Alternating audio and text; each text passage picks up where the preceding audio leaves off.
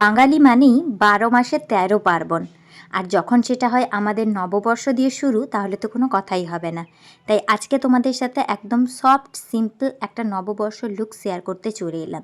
লুকটি আমি একদম সফট রেখেছি যাতে তোমরা ঘরে বাইরে দু জায়গাতেই ক্যারি করতে পারো। তো চলো ভিডিওটা শুরু করা যাক।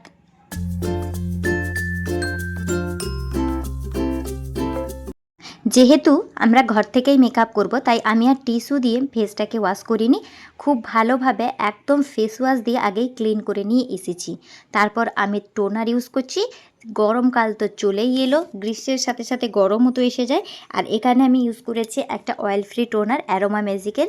তোমরা অ্যারোমা ম্যাজিকের ছাড়াও বায়োটিকের টোনার নিতে পারো। যে কোনো অয়েল ফ্রি টোনার নিবে, তাহলে মেকআপটা সারাদিন লং লাস্টিং করবে। তারপর পন্ডসের এই ওয়াটার বেস ময়শ্চারাইজারটা, এটা তো আমি শীত গরম সারা সিজনেই অ্যাপ্লাই করে থাকি। আর আমি আমার স্কিন কেয়ার প্রোডাক্টটা খুব বেশি চেঞ্জ করি না, কারণ এটা আমার স্কিনের সাথে ভীষণ স্যুট করে যায়। এটাকে অ্যাপ্লাই করে নিয়েছি। আজকে তোমরা একটা জিনিস খেয়াল করলে, আমি প্রাইমার স্কিপ করলাম। কেন স্কিপ করলাম সেটা আমি পরে বলবো। তারপরে আমি একটু কারেক্টিং করে নিচ্ছি। আজকে বেশি কারেক্টারের আমার প্রয়োজন নেই, জাস্ট অল্প স্বল্প, কারণ ফেসটা অনেক দিন মেকআপ করা হয়নি। আর ফেস খুব ভালোভাবে আমি যত্নও নিয়েছি, তাই আমার স্কিনটা একদম চকচকে হয়ে আছে, তাই আর কি।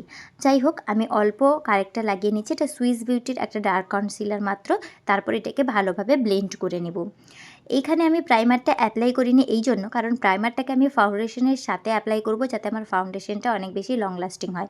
প্রাইমার কিন্তু আমাদের মেকআপ এবং স্কিনের মধ্যে একটা ব্যারিয়ার ক্রিয়েট করে বা একটা পর্দা ফেলে দেয়, যেখানে আমাদের স্কিনের ক্ষতি না হয়। কিন্তু এই যে ওয়াটার বেস ময়শ্চারাইজারটা লাগালাম, এটা এত ভালোই একটা ময়শ্চারাইজার যে অ্যাজ এ প্রাইমার হিসাবেও অনেক সময় কাজ করে থাকে। তাই আর আমি এখানে একটা স্টেপ বাড়ালাম না। আর যেহেতু বাড়িতে থাকবো, তাই একটু সফটের মধ্যেই রাখছি। ব্লেন্ড করে নেওয়ার পরে আমি ফাউন্ডেশন অ্যাপ্লিকেশনে চলে যাচ্ছি। এখানে আমি ইউজ করছি মেবেলিনের সুপার স্টে ফাউন্ডেশন। এটাকে 2 ড্রপ হাতের তালুর মধ্যে নিয়ে নিলাম। আর তার সাথে সুইস বিউটির এই ময়শ্চারাইজিং প্রাইমারটাকে আমি একটু নিয়ে নিচ্ছি। এটা একধারে যেমন প্রাইমারের কাজ করবে, সেরকম আমার ফাউন্ডেশনটার মধ্যে ময়শ্চারাইজেশন লেভেলটাকেও ভালো রাখবে, স্কিনের ময়শ্চারাইজেশন লেভেলটাকেও ভালো রাখবে।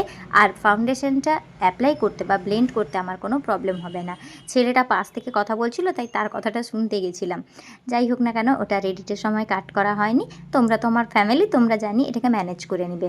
পুরো ফেসে আমি ডট ডট করে ফাউন্ডেশনগুলোকে ভালোভাবে দিয়ে দিচ্ছি। বাকি যতটুকু ফাউন্ডেশন ছিল ওটাকে আমি ব্লেন্ডারে নিয়ে নিয়ে গলাতে অ্যাপ্লাই করে নিলাম। তারপর পুরো ফেসটাকে আমি ভালোভাবে ব্লেন্ড করে দিচ্ছি একটা ভেজা বিউটি ব্লেন্ডার দিয়ে। তোমরা যদি সিসি ক্রিম বা বিবি ক্রিম অ্যাপ্লাই করতে চাও, এই জায়গাতে বিবি ক্রিম বা সিসি ক্রিমেরও অ্যাপ্লাই করতে পারো, আর সেটাকে হাত দিয়েই সুন্দরভাবে ব্লেন্ড করে নিতে পারো। তবে একটাই কথা বলবো, যেহেতু দিনের বেলার মেকআপ আর যেহেতু তোমরা বাড়িতেই থাকছো, তাই চাইবে মেকআপটা একদম সফট সিম্পলের মধ্যে রাখতে, যেটা দেখতে খুবই ভালো লাগবে। অতিরিক্ত হেভি মেকআপ কিন্তু এই সমস্ত লুকের সাথে যায় না, যেটা আমার মনে হয়। তবে কেউ যদি কোথাও পার্টিতে যাচ্ছ বা কোথাও যাচ্ছ, সেক্ষেত্রে হেভি মেকআপ করতে পারো। আর হেভি মেকআপের ভিডিও অলরেডি আমার চ্যানেলে দেওয়া আছে। এবার সুইস বিউটির ফেয়ার শেডের একটা কনসিলার নিয়ে আমি আমার ফেসের জোনগুলোকে ভালোভাবে হাইলাইট করে নিচ্ছি। প্রথমে কপালে, তারপর চোখের নিচে, নাকের ওপরে এবং থুতনিতে, আর একটু গোফের যে এরিয়াটা, মাউথ এরিয়া, ওই জায়গাটা। এবার সুন্দরভাবে আবার আমি ব্লেন্ডার দিয়ে সুন্দর করে ব্লেন্ড করে দিচ্ছি। আচ্ছা, তোমরা কি জানো মেকআপ করার মূল মন্ত্র হচ্ছে ব্লেন্ডিং। ব্লেন্ডিং যত ভালো করবে, মেকআপ তত ভালো লং লাস্টিং হবে। যাই হোক, তোমাদেরকে তো সবটা আমি ধরে ধরে শেখাই, জানি না তোমাদের কতটা হেল্প করতে পারি, তাই আমি প্রত্যেকটা স্টেপ ভালোভাবে বুঝিয়ে বুঝিয়ে বলি।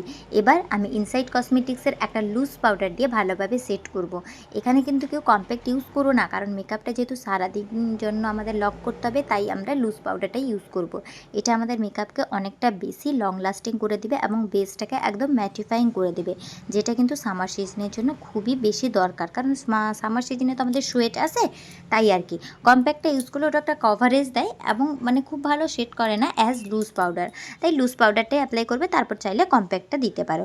যাই হোক, পুরো বেস মেকআপটাকে ভালোভাবে সেট করে নেব রিকোটের ম্যাটিফাইং স্প্রে দিয়ে, যেটা আমার মেকআপকে আরও বেশি লং লাস্টিং করে দেবে।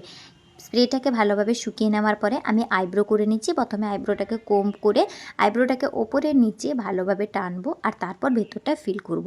বহুবার তোমাদের সাথে আইব্রোর ভিডিও শেয়ার করেছি, সেটা সেভিং করা আইব্রো বা আনসেভিং আইব্রো সমস্ত রকমের, তাই যারা এখনও দেখোনি গিয়ে দেখে আসতে পারো। আইব্রো করে নেওয়ার পরে লাইটলি আমি আই বেস করে নিচ্ছি। আই মেকআপটাও একদম সফট আর সিম্পলের মধ্যে রাখবো, যেটা দেখতে খুবই ভালো লাগবে। প্রথমেই আমি এখানে সুইস বিউটির প্যালেট ইউজ করব। জানো তোমরা সেটা, যে সুইস বিউটির প্যালেট আমার খুবই পছন্দের। সেই প্যালেটটা থেকে একটা মিডিয়াম ব্রাউন কালারের শ্যাডো নিয়েছি ফ্লাফি ব্রাশে, এবং পুরো চোখেই ভালোভাবে ওটাকে ব্লেন্ড আউট করে দেবো। আজকে আমি একদম কম কালার দিয়ে আই মেকআপ করব।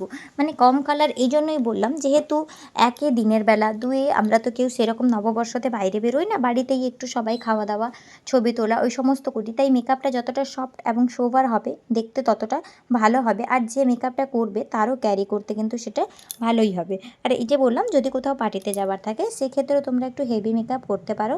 আমার চ্যানেলে তো প্রচুর প্রচুর মেকআপের ভিডিও দেওয়া আছে, তোমাদের যেটা পছন্দ তোমরা সেটা গিয়ে দেখে আসতে পারো। একটা চোখে হয়ে যাওয়ার পরে অপোজিট চোখে করছি, এবং তার উপর ক্রিজ লাইনের ওপরটাকে ভালোভাবে ব্লেন্ড আউট করে দিচ্ছি। এবার চোখের ওপরে আমি একটু সিমার লাগিয়ে নিব গোল্ডেন কালারের, কারণ আমি একটা যে শাড়িটা পরবো সেটা রেড কালারের, আর গোল্ডেন কালারের সিমারে সেটা ভালো লাগবে, তাই আর কি। তোমরা তোমাদের শাড়ি বুঝে করে নেবে। একটু মোটা করে কাজল পরবো। এখানে আমি রিকোটের কাজল ইউজ করছি, তোমাদের কাছে যে কাজল আছে সেটাই ওয়াটার লাইনে ইউজ করবে। এখানে আমার একটু প্রবলেমই হচ্ছিলো, কারণ জানো আমার কাজল পরতে গেলে চোখ থেকে প্রচুর পরিমাণে জল আসে, তাই আর কি। যাই হোক, কাজলটাকে ভালোভাবে সেট করব। এরকম একটা ব্রাউন কালারের আইশ্যাডো নেব, এবং ছোট্ট স্মাজার ব্রাশ দিয়ে কাজলের ওপর দিয়ে ভালোভাবে স্মাচ করতে যাব, যাতে আমার কাজলটা লং লাস্টিং এবং ওয়াটারপ্রুফও হয়ে যায়, যাতে চোখের জল পড়লে আমার কাজলের কোনো রকম কোনো ক্ষতি না হয়। তোমাদেরকে তো সব টিপসই শেয়ার করে দিলাম। তারপর নোজ কন্ট্রোল করে নিচ্ছি, ভালোভাবে পাউডার কন্ট্রোল করছি, একদম কর্নারের ওপর থেকে নিচ অবধি ভালোভাবে কন্ট্রোল করে নিচ্ছি। কপালটা অনেকটাই চওড়া, তাই কপালটাকে একটু কন্ট্রোল না করলে সেটা দেখতে একদমই ভালো লাগে না। তারপর আমার ফেভারিট প্যাড ব্লাশ আর হাইলাইটার, এই দুটো করতে তো আমার প্রচণ্ড ভালো লাগে। আমি প্রচুর ভালোবাসি ব্লাশ আর হাইলাইটার অ্যাপ্লাই করতে। যাই হোক, ব্লাশ আর হাইলাইটার আমি অ্যাপ্লাই করে নিচ্ছি সুন্দরভাবে, আর এখানে আমি গোল্ডেন হাইলাইটারটাই ইউজ করেছি।